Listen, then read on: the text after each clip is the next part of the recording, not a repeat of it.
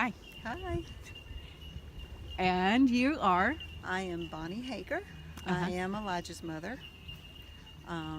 He is 18 years old and he's a bilateral amputee through the knee. And you just want to know a story about it? Yeah, that's what I want. I'm sorry to put you on the spot like that, Bonnie, but what I wanted you to talk about, we had this conversation off Right. camera, and I just wanted you to tell me about Eli's story from the mother's heart and view. When we were pregnant with Eli, um, I was 41 years old, or fixing to turn 41, and I had had a blood test done, and it said that there was something wrong with him. And when we found out what was wrong with him, we found out that he did not have the tibia in both legs, and And that's the bone below the knee. that's the bone below the knee. That's the structure bone. That's the one that carries all the weight, Okay. and the one that the knee is. Well, both bones connect to the knee, but it's the weight bearing bone. And how far along in the pregnancy?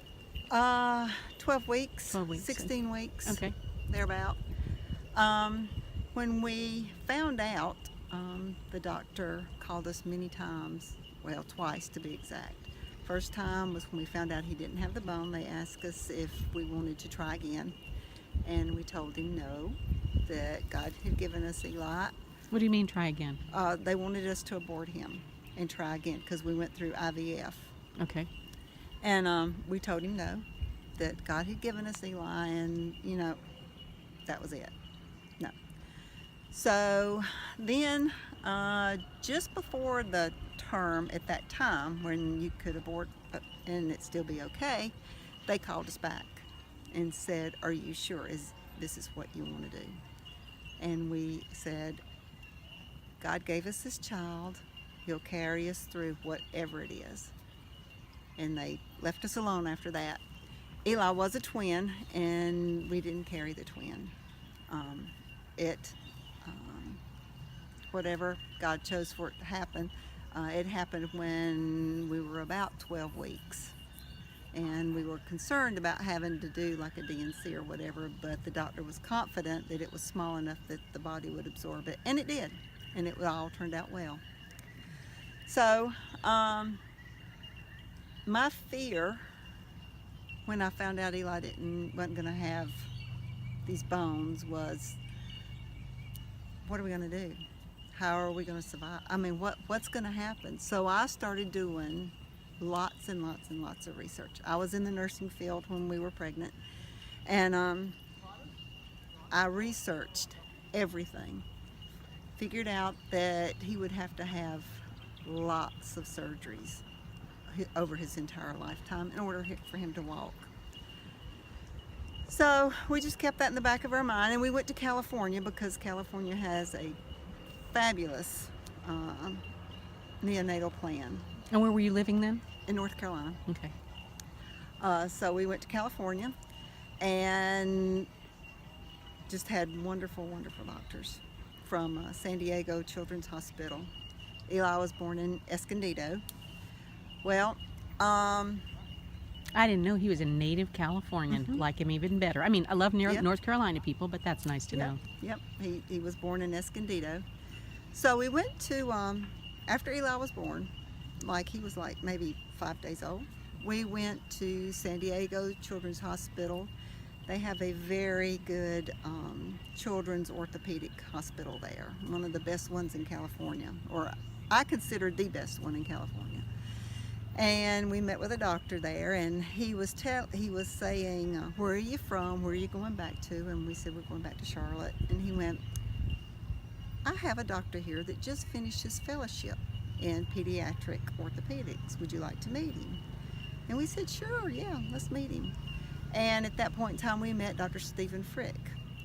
And when we were there, he said, "He may not be here. He may not be here. We may have, I may just give you his name and you can contact him in Charlotte." Well, as God would have it, Dr. Frick was still there. And he came in and he met us and he checked Eli out, and we instantly liked him. We instantly knew that this was the man that needed to be taking care of Eli. And we were, as a matter of fact, his first patient in North Carolina when he moved to Charlotte. He said, "You're my first patient." And Dr. Frick was very upfront with us, very positive, but he was also very real in telling us that Eli may not crawl, he may not sit up, he may not do anything. And me being the mother that I am said that won't happen. He will do what any other child will do.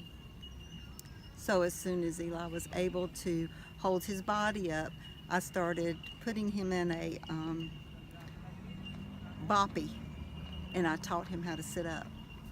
And he sat up when he's about 4 months old, like any other child. And then he said, "Well, he won't walk." And I said, "We'll see about that." And at Christmas, I bought Eli this truck that he could push. And What kind of truck was it? it was a plastic, like a van, and it had a handle on the back of it. Uh-huh. And so that he could push it around. And he loves trucks to this day. So he stood up behind it and he pushed it He stood up behind this truck on his knees. and kind of dragged his. And we call it his residuals, because his legs, the knees were attached to the outside of what should have been a knee. So he had a straight leg, and then this leg went this way.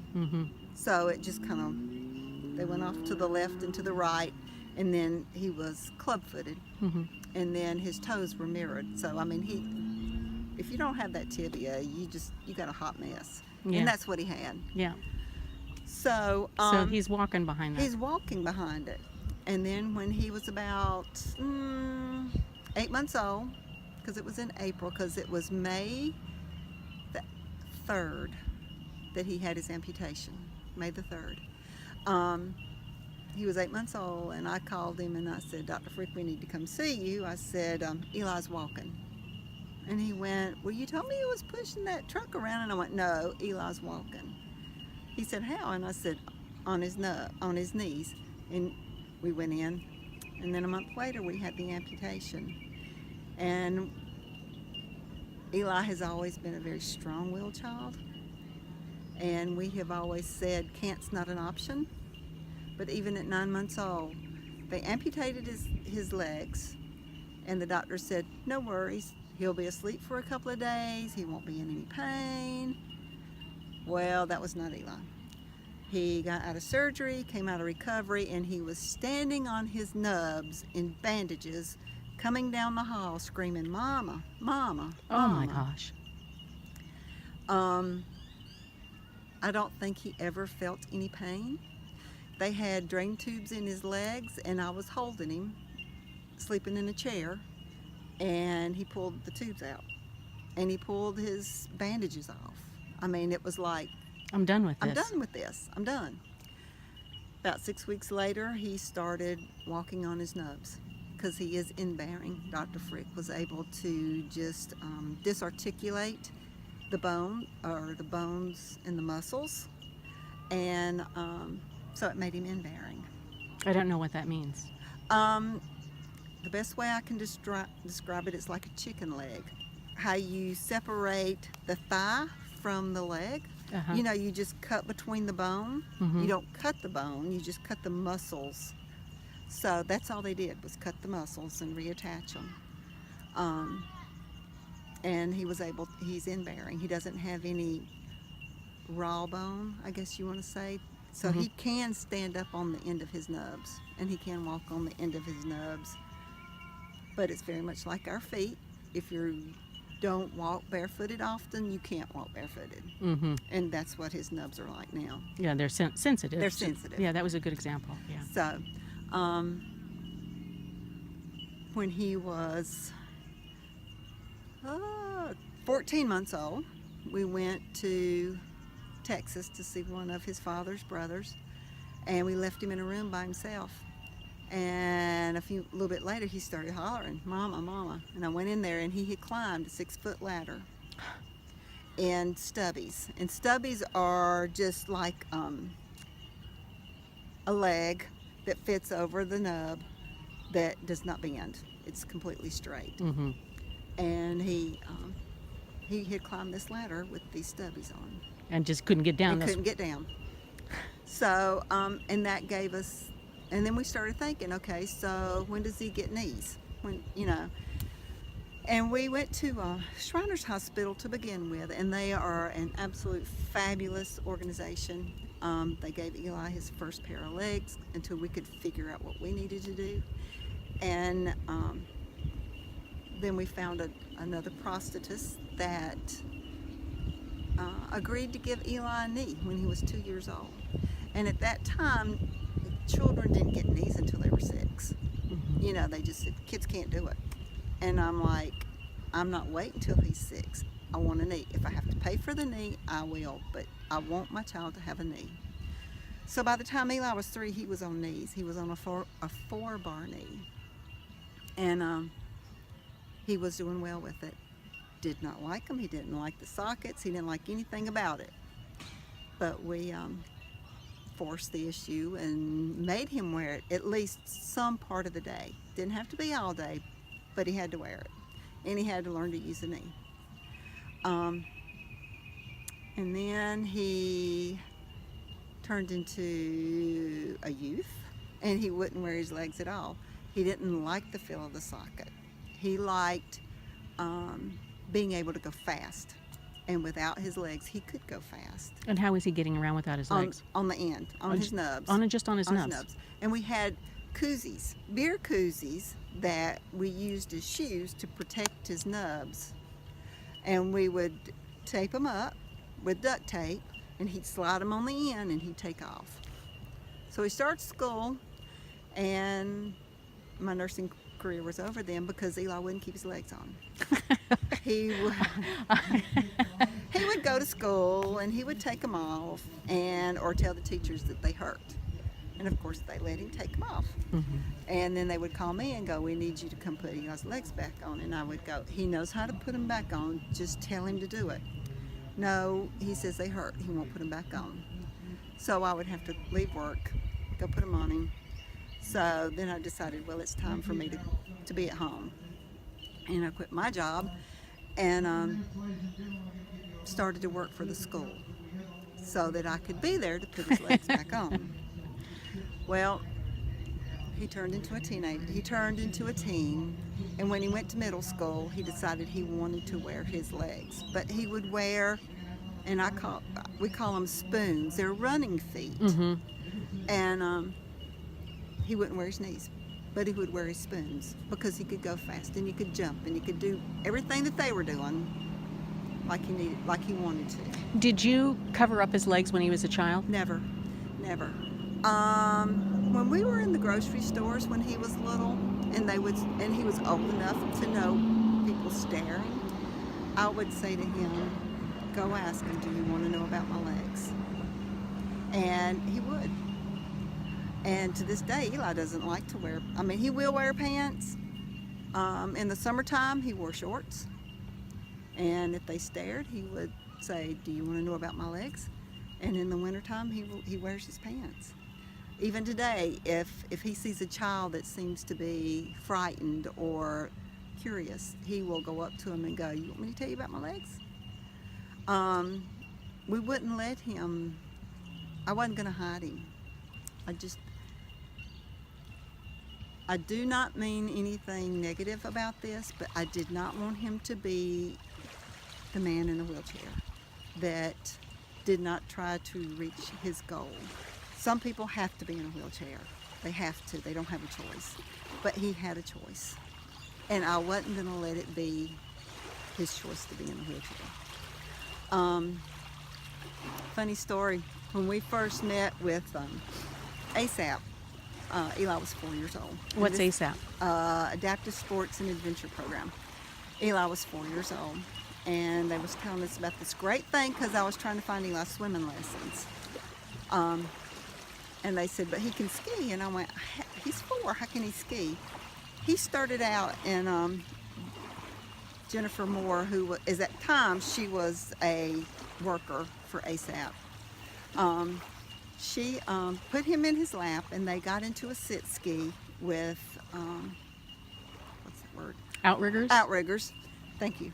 Outriggers, and she skied with him that whole summer. And at the end of the summer, he said he wanted to do it by himself. And that's how he started into water skiing. And from then on, he just kept on going. I mean, he just kept skiing. And I forgot. Was something I was going to tell you that was really funny. Eli is very active even today. He would go and do flips off the dock and just entertain everyone. So, and I lost my train of thought. That's okay. That's okay. I hope you can edit this. Oh, I'm not editing it. We're not professionals. We're not professionals. We're just a couple of moms talking about life with a disabled child. I don't mean life with a disabled child. Life with a child with a disability, and the choices that you made early on, and why you made those choices early on, and the uniqueness of that young man of yours. That's pretty amazing. Yeah, we never let him say, I can't do it. If it was something that he wanted to do and he failed at it, and he would come and say, I can't do this, we'd go, can't's not an option. Go figure out a different way to do it. And he did. Obviously. So, can't's never been an option for him.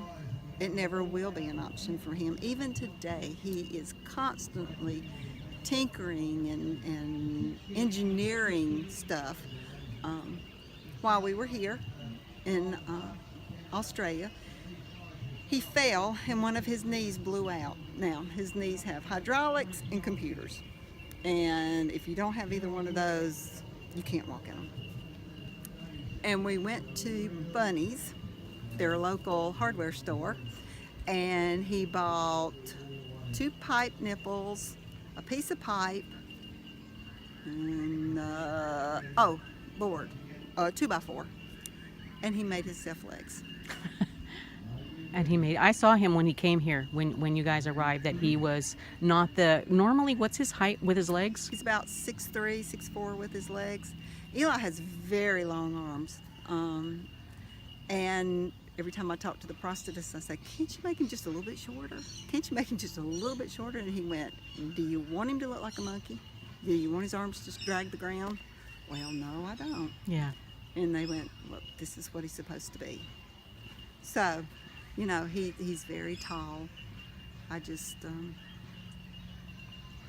Bonnie, there's folks out there that are pregnant, and there's folks out there that have a child recently diagnosed with a disability, or people that are newly injured. What do you have to say to all those folks? To the new moms, don't get lost in your sorrow. Pull up your bootstraps, research, and push your child to be the most they can be. Don't sit back and wait for somebody to do it for you, because they're not. You are your child's best advocate. You are the one that's going to see them succeed. And for the people that are newly injured, there is so much in this world today that God's given people the ability to build. Find it, look for it, and don't ever say you can't. You may not do it the way I do it. You may not do it the way your spouse does it, but do it. Find that way, even if it means having something to help you reach for something. Get it. Just don't say, I can't reach that. You do it. You just figure it out. But don't sit back and wait for somebody to do it for you. Your child is your child, and you're the only thing that's going to help him achieve the goals in life that you want them to achieve.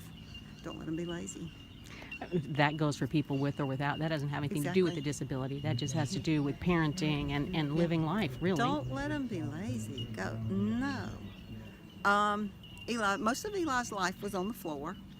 And I'll be quite honest with you, most of his life today is on the floor. But... Well, he's 18. True. But, it's okay. He knows where to find it on the floor.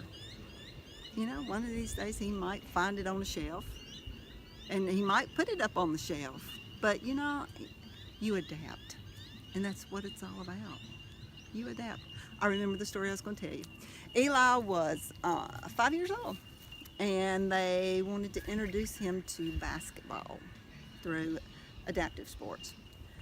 And I said, okay, we'll try it. Well, Eric said, no, I don't want to do it. And I said, just let him try. You know, he had never been in a wheelchair before, never, until we went to adaptive sports. So we got this wheelchair, and he got to where he would say, my legs hurt, I need to ride the wheelchair. No, Eli, you don't need the wheelchair. Your legs are fine. There's no red marks, you're good. Well, we did that for about 3 weeks because he wanted to ride the wheelchair. He wanted to be in the wheelchair. And I finally looked at Eric and I said, you were right. I'm taking the wheelchair back. He doesn't need the wheelchair. So we took the wheelchair away from him. He didn't get to play basketball, which, you know what? He didn't miss anything. But my child really liked that wheelchair, and he wasn't going to ride around in it.